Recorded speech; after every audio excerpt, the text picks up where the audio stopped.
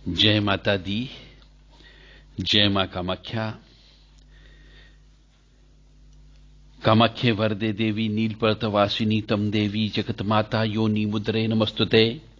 कामाख्ये काम संपन्ने कामेश्वरी हर प्रिये काम नाम देहि में नित्यम कामेश्वरी नमस्तुते।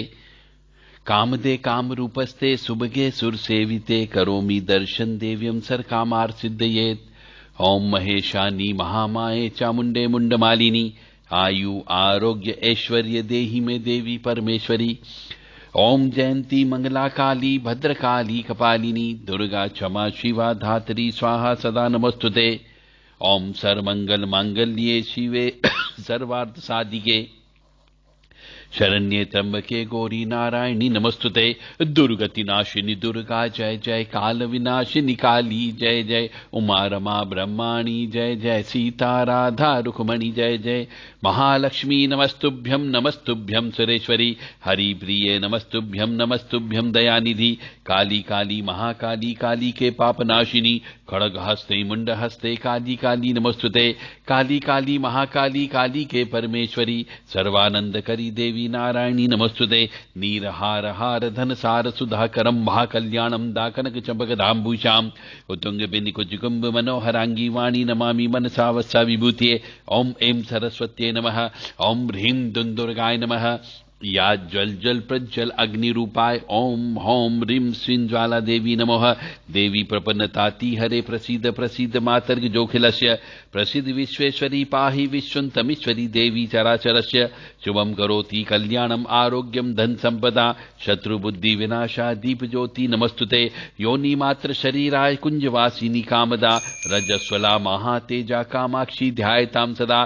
काम प्रिया कामरता कामा काम स्वरूपिणी कामिनी कामिनी काम्या कामुका कामचारिणी कामाख्या काम बीज स्थिता काम पीठ निवासिनी कामदा कामहा काली कपाली करालिका। ओम श्रीमन महागणाधिपते नमः। ओम उमा महेश्वराभ्यो नमः। ओम शची पुरंदराभ्यो नमः। ओम वाणी हिरण्यगर्भाभ्यो नमः। ओम लक्ष्मी नारायणाभ्यो नमः। ओम कुल देवताभ्यो नमः। ओम इष्ट देवताभ्यो नमः। ओम ग्राम देवताभ्यो नमः। ओम स्थान देवताभ्यो नमः। ओम स्थापित देवताभ्यो नमः। ओम सर्वेभ्यो देवेभ्यो नमः। ओम सर्वेभ्यो ब्राह्मणेभ्यो नमः।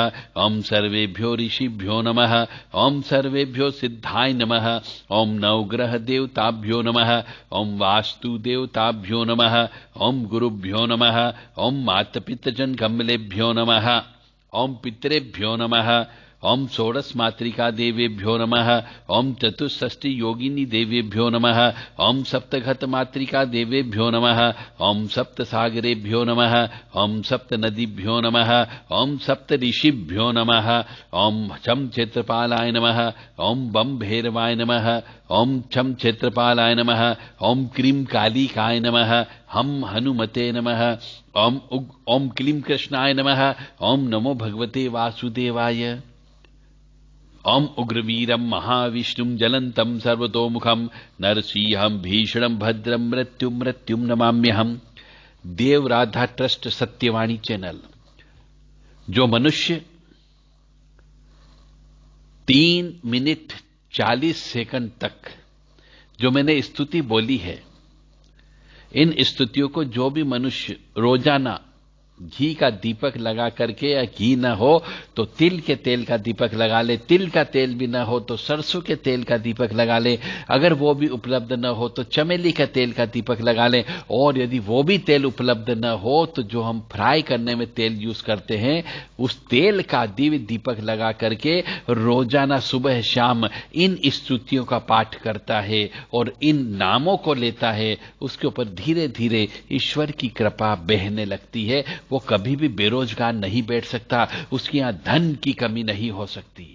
प्रैक्टिकल करके देख लीजिए, निश्चित तौर से आपको फायदा अवश्य होगा। देव राधा ट्रस्ट सत्यवाणी चैनल से आप संस्कार संस्कृति परंपरा के बारे में सुनते रहते हैं। तो अभी कुछ दिन पहले एक IAS अधिकारी, महिला अधिकारी थी, उनके द्वारा मूर्खतापूर्ण कार्य किया गया। और मूर्खता का शिक्षा के साथ कोई संबंध नहीं होता है। कोई बहुत शिक्षित होकर भी मूर्ख हो सकता है और कोई व्यक्ति बिल्कुल अशिक्षित होकर भी ज्ञानवान बन सकता है। ये ज्यादा पढ़े लिखे लोग स्वयं को प्रगतिशील और आधुनिक दिखाने की होड़ में कुछ लोग इतनी ज्यादा मूर्खता कर देते हैं कि हर जगह उनकी थू-थू होने लगती है। एक आईएएस अधिकारी है जिनकी मीडिया में आजकल बड़ी वाई हो रही है कि उन्होंने अपने विवाह में पिता को अपना कन्यादान करने से रोक दिया। उसने भयंकर बहुत बड़ा पाप किया। एक पिता को अपनी लड़की को कन्यादान देने का अधिकार है। उस लड़की ने, जिसको ज्यादा पढ़ाया लिखाया, उस पिता ने जब ज्यादा पढ़ लिख गई तो उस अधिकार का सबसे पहले पिता के ऊपर ही हनन कर दिया और पिता को अपना कन्यादान करने से रोक दिया। कहा कि मैं कन्यादान की वस्तु नहीं हूं। कुछ दिन पहले ऐसा ही ज्ञान एक कंपनी के विज्ञापन में, मान्यवर कोई थी, उसका विज्ञापन आया था जिसमें आलिया भट्ट द्वारा दिखाया गया था। वो तो उसमें भी दिखाया गया कि कन्यादान कोई सामाजिक बुराई है। तो इस प्रकार का यह षड्यंत्र चल रहा है कि हम अपनी जो 16 संस्कार है, उन 16 संस्कारों को कैसे रोंदा जाए, उसके लिए अलग अलग तरीके से प्लानिंगें चलती है। तो यह भी उसी प्लानिंग का एक काम है। मतलब इस तरीके से टीवी वाले, पेपर वाले रिप्रेजेंट कर रहे हैं, प्रदर्शन कर रहे हैं कि कन्यादान कोई जैसे सामाजिक बुराई है। अरे आज के नहीं, हजारों साल पहले ये शास्त्र लिखे गए हैं जिसमें कन्यादान का महत्व बताया गया है। लेकिन जो इस प्रकार का जो प्रचार कर रहे हैं उल्टा सीधा, वो नहीं जानते कि इस परंपरा का अर्थ क्या है। वास्तव में शास्त्र में जाकर के घुस के देखिए तो पता लगेगा कि कन्यादान क्यों करना चाहिए। हिंदू विवाह जो होता है उसमें बताया गया है कि टोटल 22 चरण होते हैं। मतलब 22 प्रकार की पद्धतियां हैं। 22 प्रकार की एक एक करके पद्धति को पूरा किया जाता, तब जाके विवाह पूरा होता है। और उसमें एक चरण में कन्यादान भी उसमें एक महत्वपूर्ण पार्ट है। कन्यादान में अग्नि को साक्षी मानकर लड़की का पिता या अभिभावक या भाई अपनी बेटी के गोत्र का दान करता है। मतलब बेटी को दान नहीं करता है, वो बेटी के गोत्र का दान करता है। इसके बाद बेटी अपने पिता का गोत्र छोड़ करके पति के गोत्र में प्रवेश करती है। कितनी बड़ी बात होती है। कन्यादान का अर्थ यह नहीं है कि ऐसा करके पिता बेटी को दान कर देता है। कन्यादान हर पिता का एक धार्मिक कर्तव्य है और उसका अधिकार भी है। उस पिता से उस लड़की ने जिसको ज्यादा पढ़ाया लिखा है उस अधिकार से वंचित कर दिया। कन्यादान हर पिता का एक धार्मिक कर्तव्य है।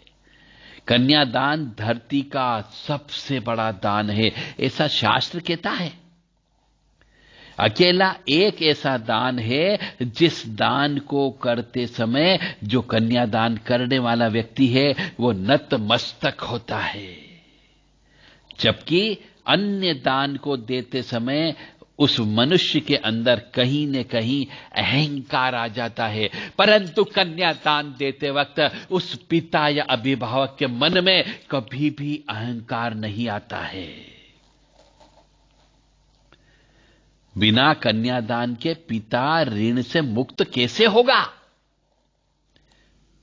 इस दौरान जो मंत्रोच्चारण होता है उसमें पिता होने वाले दामाद से वचन लेता है कि आज से वह उसकी बेटी की सभी खुशियों का ध्यान रखेगा।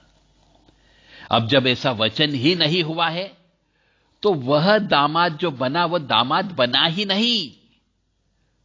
वो तो लड़की को सिर्फ खेलने के लिए दे दी गई है, क्योंकि कन्यादान नहीं हुआ, ये गोत्र का दूसरे गोत्र में हस्तांतरण ही नहीं हुआ और अग्नि के फेरे ही नहीं हुए, तो उस लड़के के द्वारा वचन देने वाला क्लास खत्म हो गया। यानी ऐसी भावुक रस्म, जिस रस्म को देख करके वहां के उपस्थित मनुष्यों के मन से, आत्मा से और आंखों से आंसू टपकते हैं, ऐसी भावुक रस्म को भी ये वामपंथी लोगों ने मूर्खता का शिकार बना लिया। इन मूर्ख संस्कारहीनों को नहीं पता कि हिंदू धर्म में विवाह मंत्रों की रचना किसी पुरुष ने नहीं की है, बल्कि विदुषी सूर्या सावित्री ने की है। कन्यादान को लेकर जो मूर्खतापूर्ण अभियान चलाया जा रहा है, उनकी बुद्धि पर तरस खाना चाहिए और चिंता करिए कि ऐसे आईएएस, आईपीएस, आईएफएस अधिकारी और उनकी मूर्खता पर ये वाह वाह करने वाले मीडिया हो गए, देश के पत्रकार हो गए, समाज और धर्म का कितना अहित कर रहे हैं। सोचो हिंदुओं, सोचो, सोचो सनातनियों, सोचो। और जो ऐसा कर रहे हैं वो अपनी सनातन संस्कृति के ऊपर भयंकर कुठाराघात कर रहे हैं। अगर कन्यादान नहीं होता है